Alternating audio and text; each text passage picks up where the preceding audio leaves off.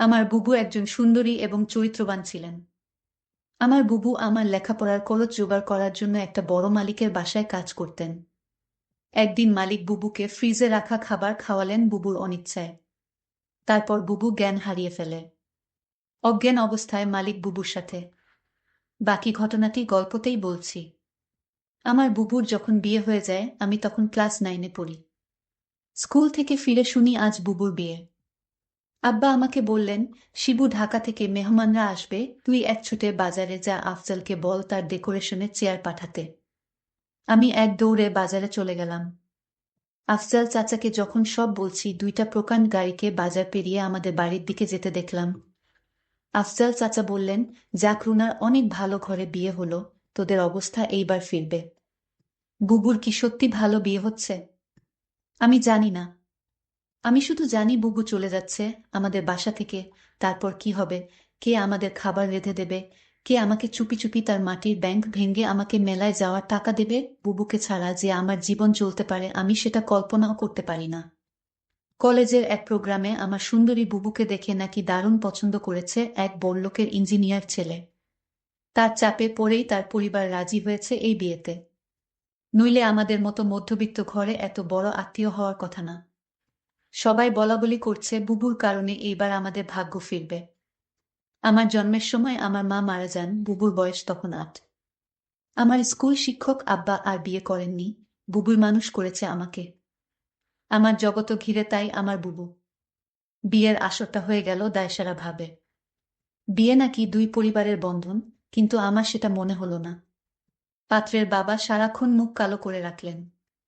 পাত্রের ছোট মামা আমাদের ঘর বাড়ি উঠান ঘুরে ঘুরে দেখলেন, মাঝে মাঝে নাক সিটকালেন, আমাকে ডেকে বললেন, তুমি কোনো ক্লাসে পড়ো? আমি কিছু বলার আগেই কেউ একজন বলল, শিবু পাইলট স্কুলে পড়ে, ফার্স্ট বয়, 5-এ বৃত্তি পেয়েছে, ক্লাস 9-এও পেয়েছে। আমার লজ্জা লাগলো, কিন্তু ছোট মামা শুধু একটু নাক সিটকালেন। সেদিন গাড়িতে ওঠার আগে বুবু যখন আমাকে জড়িয়ে ধরে নিঃশব্দে কাঁদছিল তখনও আমার কষ্ট লাগছিল। 3 দিন পর নতুন জামাইয়ের বউ নিয়ে নাই ওর আসা কথা। আব্বা পাড়া প্রতিবেশীদের নিয়ে রান্নাবান্নার আয়োজন করলেন। একটা গাড়ি ভাড়া করে নতুন জামাইকে আনতে পাঠালেন, গাড়ি ফেরত এলো। নতুন জামাই আসতে পারবে না, তার কোনো জরুরি কাজ পড়ে গেছে, পরে সময় করে আসবে। বুবু আসলো আরও মাস 3 পর। একটা সাদা রঙের গাড়ি থেকে বুবু নামল। আমি ছুটে গেলাম। আমি বুবুকে জড়িয়ে ধরতে গিয়েও থমকে গেলাম। গায়ে দামি ফিনফিনে শাড়ি, মুখে পার্লার থেকে করা করা মেকআপ, ব্ল্যাক করা বাঁকানো ভ্রু আর স্ট্রেট করা চুলে আমার বুবুকে কেন জানি হঠাৎ অচেনা লাগলো। আব্বা দৌড়ে এলেন, জামাই আসেনি? না আব্বা, সাইটের কাজে গেছে। বুবু আব্বাকে ধরে কিছুক্ষণ কাঁদল। আমি সারাদিন বুবুর আশেপাশে ঘুরঘুর করলাম, কিন্তু বুবুকে কেমন আনমনা দেখলাম। শুধু একবার আমাকে জিজ্ঞেস করল, শিবু পড়াশোনা করছিস তো ঠিকমতো? রাতে আমার ঘুম এলো না, বড্ড অভিমান হলো। বুবু অনেক বদলে গেছে। এই অল্প দিনে এত বদলে যেতে পারে মানুষ? বুবু 3 দিন থাকলো, শেষের দিন দুলাভাই এলেন বুবুকে নিয়ে যেতে। দুলাভাই দেখলাম বেশ গম্ভীর। আমাকে ডেকে বললেন, কি রে শিবু, পড়াশোনা করিস ঠিকমতো? নাকি সারাদিন বাদরামি? আমি কিছু বললাম না। দুলাভাই আসার পর থেকেই বুবুর মুখটা কালো হয়েছিল, কারণও দেখলাম তার। আমাদের সামনেই কপাল কুঁচকে 2বার বুবুকে ধমক দিলেন দুলাভাই। বুবু চলে যাওয়ার পর সেই রাতে আব্বা আমার ঘরে এলেন, অপরাধীর গলায় বললেন, শিবু তুই তো অনেক বড় হয়ে গেছিস। বলতো তো আমি কি কোনো ভুল করলাম? আমি হয়তো সত্যি বড় হয়ে গেছি। মনের কথা চেপে বললাম, কেন সেটা বলছেন? বুবু অনেক ভালো আছে। কিন্তু আমি ঠিক জানি আমার বুবু ভালো নেই। বুবুর হাতে কালশিটে দাগ দেখেছি। আমার হাসি খুশি বুবু কেমন গুটিয়ে গেছে মাত্র 3 মাসে। এর ঠিক 1 বছরের মাথায় আব্বাজান মারা গেলেন। আমি একা হয়ে গেলাম। পাড়া প্রতিবেশীরা বুবু দুলাভাইকে চেপে ধরলেন আমাকে নিয়ে যাওয়ার জন্য। বুবু উৎকণ্ঠা নিয়ে দুলাভাইয়ের মুখের দিকে তাকাল। দুলাভাই কিছুক্ষণ ভেবে বললেন, শিবু চলুক, কাজে লাগবে অনেক। কাজেই আমি আমার বইখাতা নিয়ে বুবুর বাসায় উঠলাম। দুলাভাইয়ের পোস্টিং তখন আমাদের গ্রামের কাছেরই শহরে। ছোট ছিমছাম 2 রুমের বাসা। আমি এক রুম ভাগে পেলাম। শহরের একটা স্কুলে ভর্তি হলাম। দুলাভাই চাকরির পাশাপাশি কন্ট্রাক্টরের ব্যবসা করতেন।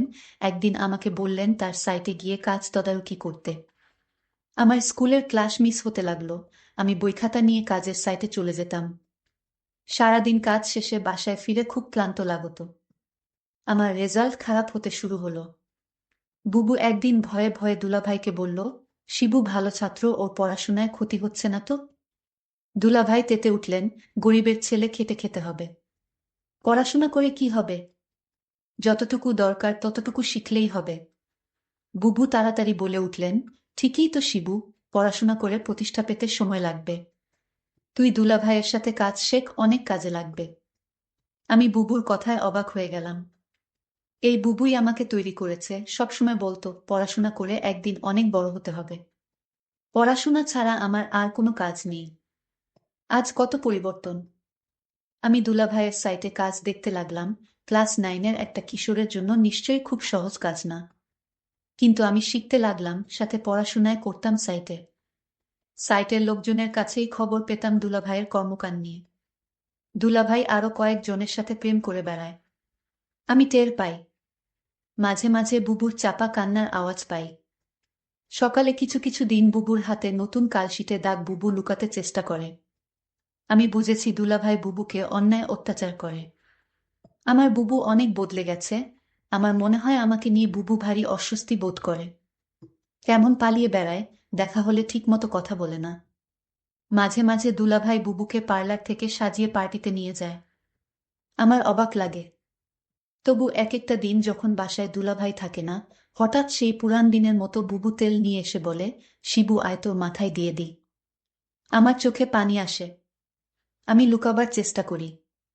একদিন অনেক রাতে ফিরে দুলাভাই আমাকে ঘুম থেকে ডেকে তুললেন। আমি জেগে দেখি দুলাভাই প্রচণ্ড রেগে আছে। আমাকে বললেন, হারামজাদা, তোকে আমি সাইট দেখতে দিছি আর তুই সেখানে পড়াশোনা করিস? আমি চুপ করে দাঁড়িয়ে রইলাম। হঠাৎ করে দুলাভাই আমার চুলের মুঠি ধরলেন। বল, আজ সাইট থেকে 1 লাখ টাকা চুরি করেছে কে? নাকি তুই করেছিস? আমি অবাক হয়ে গেলাম। সাইটের টাকা পয়সা সংক্রান্ত কোনো কিছুর সাথেই আমি জড়িত না। আলাদা অ্যাকাউন্টস আছে। তবু বললাম, আমি কিছু জানি না দুলাভাই। তুই জানিস না? কেন জানিস না? তুই এর সাথে জড়িত শিওর? আমার খেয়ে আমার সাথেই দাওতাবাজি।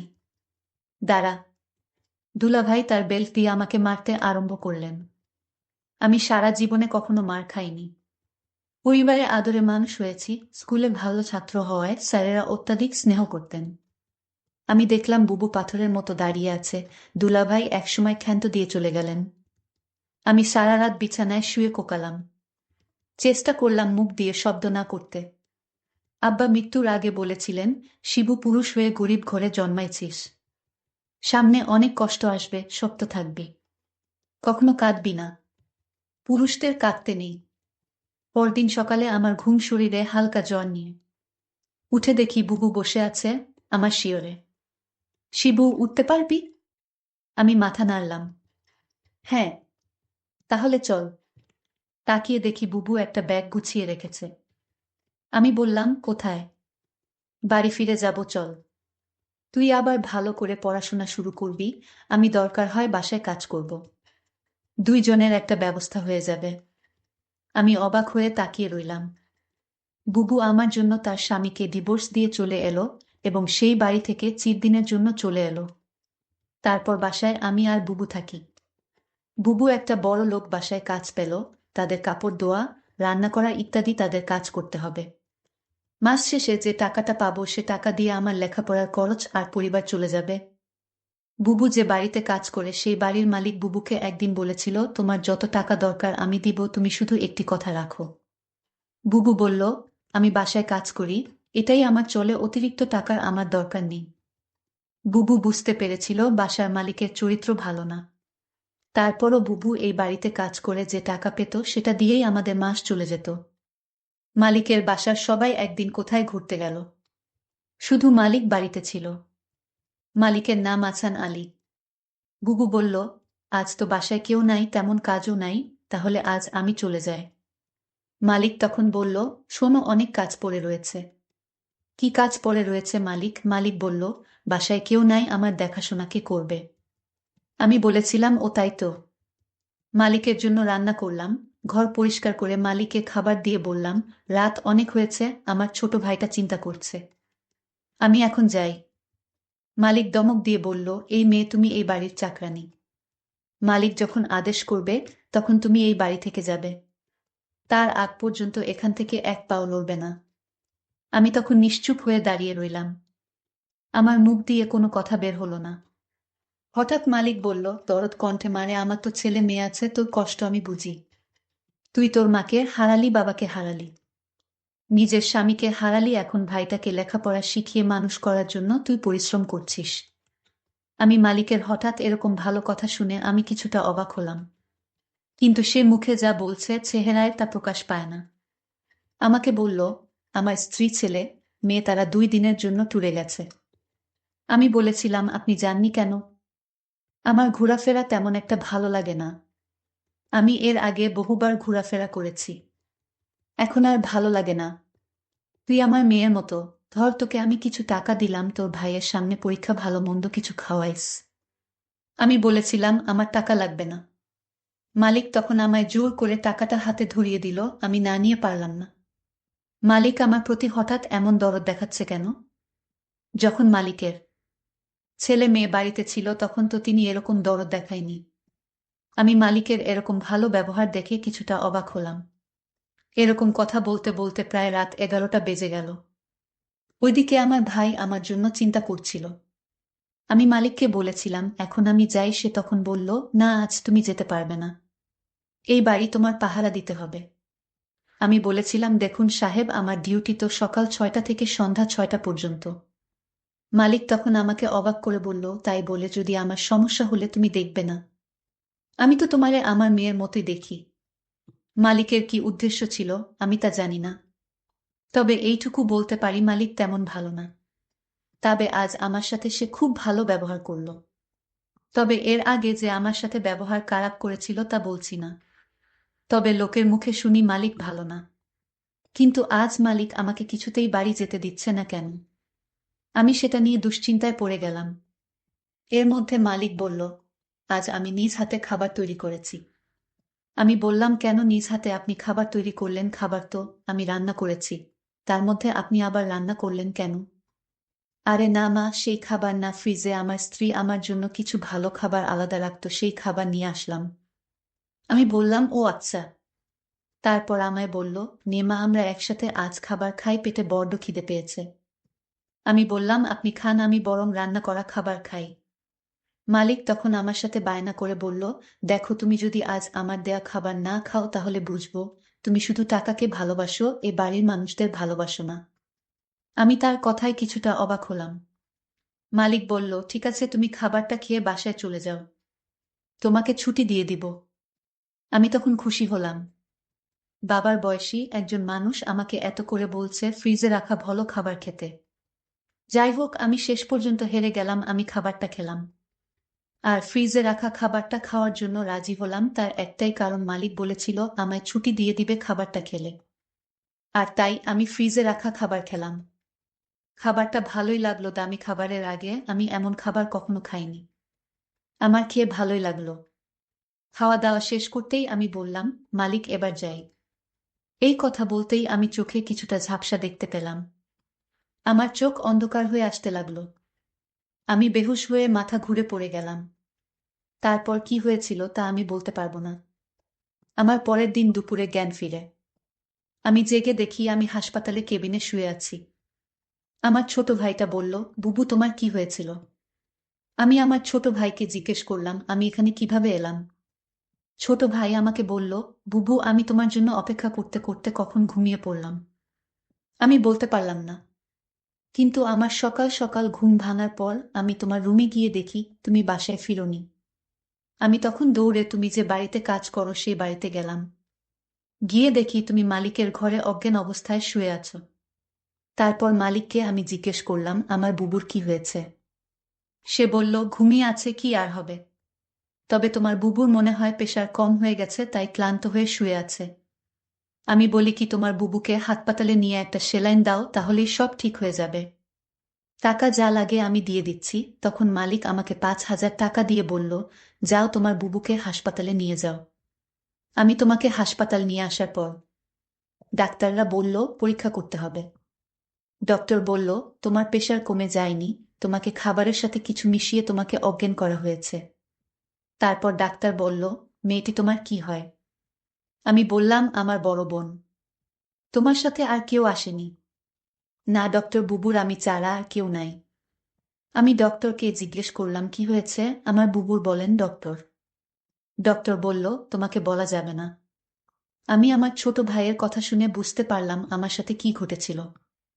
মালিক আমার সাথে এরকম অসম্মানজনক আচরণ করল।